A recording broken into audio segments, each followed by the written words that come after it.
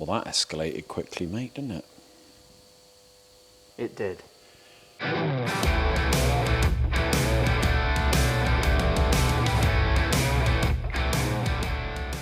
So we only decided just before the last video that we may be taking Steve's advice. I actually spoke to Steve yesterday and he laughed about me keep mentioning him in the videos. He said, I told you wish you'd never met me. So Steve gave us the very good advice that because you've got all these projects, all we seem to do at the moment, the dog's drinking the coolant, all we seem to do at the moment is buy a project car or a company car and say, look, we bought a project car. There we go, that's the end of it. Yeah. Why not, while we've got this stuck under the ramp for the winter, don't we pull the engine out, seeing as we know what the engine was like in this, we know what power it was producing.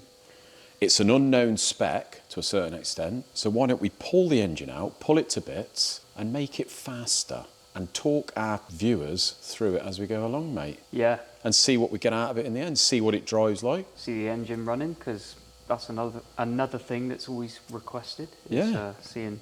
And reading the comments from the last video, mate, seems like people are very interested in seeing this. Yeah. So we are doing it. So what we got? We got a 1600 Crossflow here. Yeah. But it's not the 711M block, is it? No, it's a 681F? Something like that. Yeah, which is a Cortina block. Apparently so. Which is the one that most people upgrade from. So this is the one with not the steel mains caps. So basically this is the crap one. Oh, I don't, Sort of. maybe. I don't know. A bit. So we've got two options. Either we change the block to a 711M or we just do something with this, mate, and see how long it lasts. So in other words, send it. Yes, mate. That's what we need to do. So at the moment, from my measurements, we have got a 1660 block.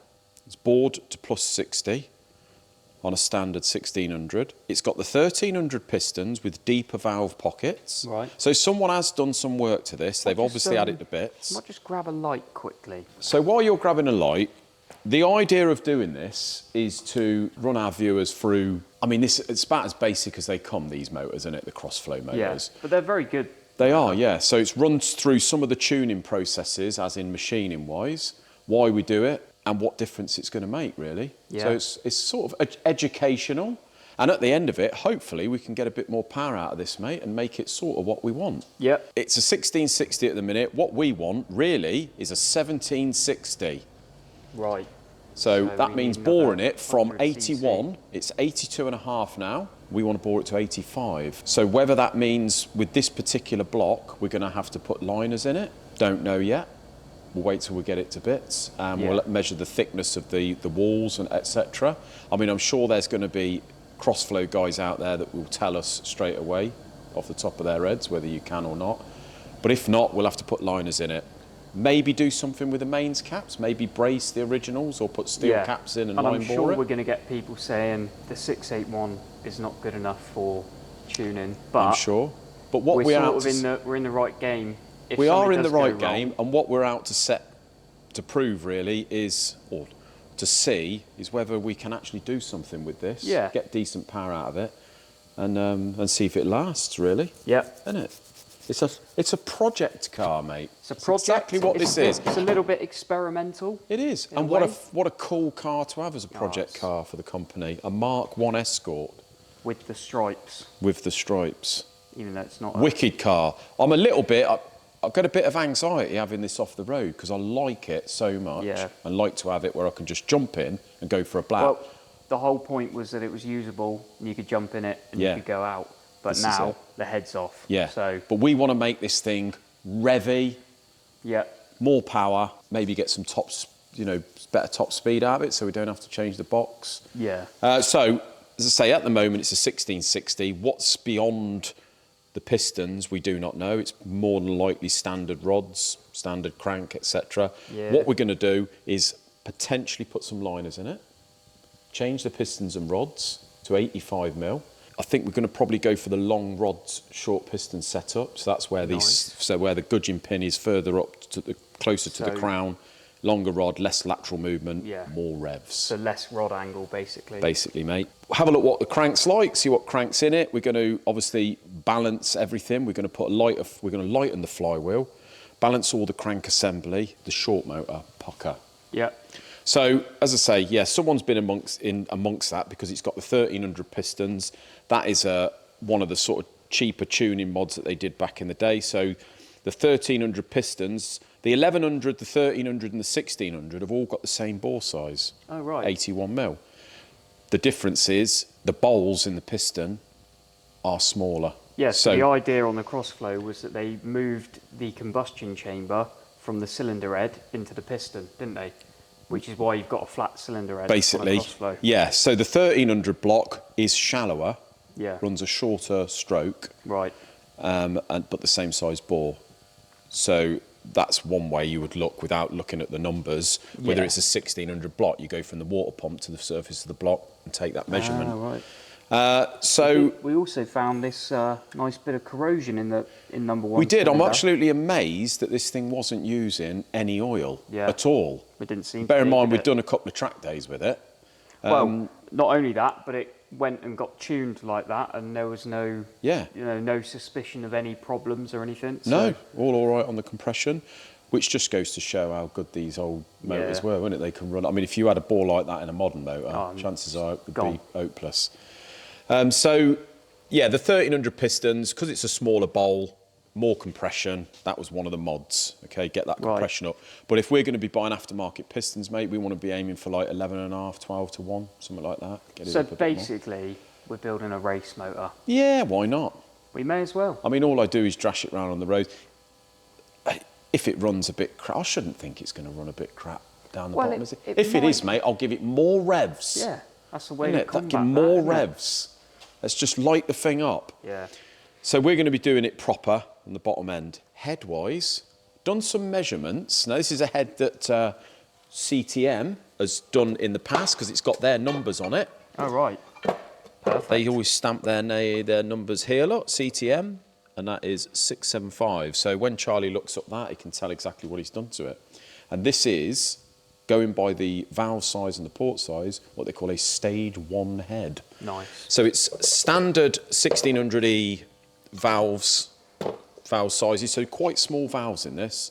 It's about 81 and 38 or something.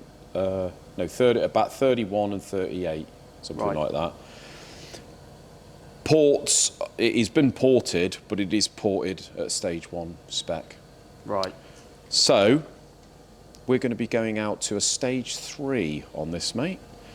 And that entails buying stainless valves at 41.3 on the inlet and probably a 34 on the exhaust. Right. Okay?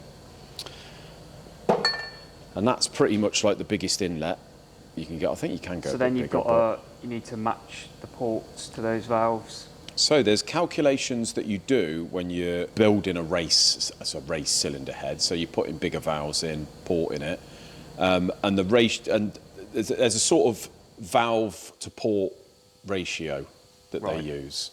So if we work out from what it was originally, we have got. Let me just grab a couple of valves, mate, that were in it. So what people use as a rule of thumb, without gas flow in it, and getting the correct CFMs, what they tend to run is a lot of people will do a ratio of 80% on the inlet. So that's 80% port size compared to the valve head size. Right. They run an 80% smaller valve in the exhaust compared to the inlet, and they run a 95% port size on the exhaust compared to the valve head. So do you understand that? Yeah. So the diameter of the head of the valve, you then make on the exhaust, for example, you then make the port 95% of that diameter. You do indeed. So what we do to work that out, what we do is a simple calculation. So we've got on the exhaust, we have a 31.3 and a 38.1 on the inlet, okay? What we do is 31.3 divided by 38.1 times 100 equals 82% Right. So that means that the exhaust is about 82% the size of the inlet. So So that's, this has that's been- standard. yeah. Okay, so that is like a general rule of thumb what you work at. So then if you go up in size on the inlet, you want to work it out so you know what size exhaust to put in there. Right. The So smaller, you're not once you've guessing. worked it out on the exhaust, the smaller you go on the exhaust and the exhaust port, the more torque you will have, more mid-range, low down, Yeah. but you will compensate on power, actual power, okay? Right. So we don't want to lose too much. We can go 35 mil on the exhaust, but we don't want to lose too much torque. We want to keep No. a little bit. So I'm going to go 34, okay? Before we go any further, I've got a big announcement to make. While I stand here once again like a teapot, I've been working with John now for 23 years. It's my 23rd birthday in 2 weeks, so longer than I've been born and A little alive. bit. Funny you should say that, because Ellie's in your year. Ellie's here my below daughter. me. Yeah. She weren't quite born when I started here. Yet mentally, I think I'm younger than you. Anyway, I've been working with John for 23 years, and nearly every day, for as long as I can remember, that man has been looking on his laptop at classic cars to buy, hasn't he? Yeah. Obsessed with the auctions. Lo and behold, we've managed to talk him into, over the last few months, actually finding a car on the auctions, which he did. And actually bidding on it. And he did, And he has. didn't he? Unfortunately, the car he was going for was an Alvis. An Alvis, yeah, something, I can't think which one A it was. very nice Alvis. Yeah, it looked all been done and everything. It was all been done. Apparently, over the years, it's had over £70,000 spent on it. Bloody hell. Beautiful. And John being John, didn't quite put as Well, much, let's just say as much as I would have put in to Well. win the car. What I think the difference is, John decided he had a spend cap, and once it went past that point, nothing was going to change his mind. Even though we were sort of beside him, saying, "Go on, John, another grand, give it a go." Yeah. And at one point, I even put a bid in for him. And I think that was his cap. Yeah, The difference between John and I, he's got a spend cap, as in real money. My spend cap is, I'm having it. yeah, And that's it. But unfortunately, he didn't win the Alvis. As nice a car as it was, it did go for half sensible money, didn't it? yeah. But someone I'm sure was very happy with it. But he weren't leaving with nothing. Nope. And He the tried man's again. put another bid in. This time, something not quite as good as the Alvis, and certainly not as expensive. But I think he's got a bargain, and he won it, didn't he? He did.